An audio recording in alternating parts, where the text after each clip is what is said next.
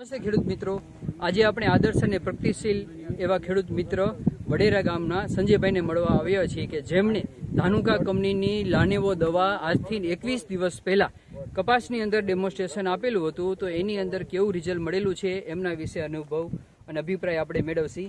એ રામ રામ. તમારો પરિચય આપો ને. મારું નામ જસાણી સંજયભાઈ જીવરાજભાઈ. તમારું ગામ? ગામ વડેરા.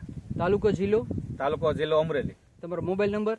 98 તમને ધાનુકા કંપનીની આજથી 21 દિવસ પહેલા કઈ દવાનું ડેમોન્સ્ટ્રેશન આપ્યું હતું? કેટલા ml તરીકે? લાનેવો દવાનું 25 ml 25 મિલી તરીકે. કેટલા ચાસમાં છંટકાવ કરેલ છે? અહીંથી 4 માં છંટકાવ કરેલ છે.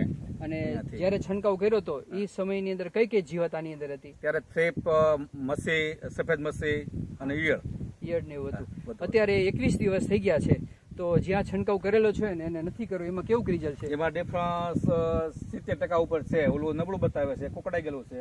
આની હાઈટ 10 ઇંચ વધારે. ખેડૂત મિત્રો, આ 4 ચાસની અંદર છંટકાવ કરેલો છે, તો એના પાંદડા, એની કુણપ, એની નરવાઈ અને આ બાજુના કપાસની અંદર છંટકાવ કરેલ નથી. તો એની તમે રીતસરનું ઉભા રહીને તમે જોઈ શકો છો કે આ કપાસની હાઈટ, એની કુણપ અને આ કપાસની હાઈટ, એની કુણપ હજી આજે 21 દિવસ થઈ ગયા છે છતાં પણ હજી તફાવત બતાવે છે.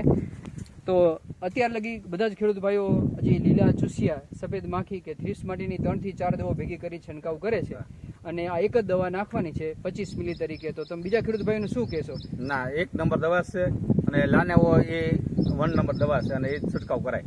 હા, થોડો પંપ મોંઘો પડે છે પણ એ સરવાળે સસ્તો પડે છે.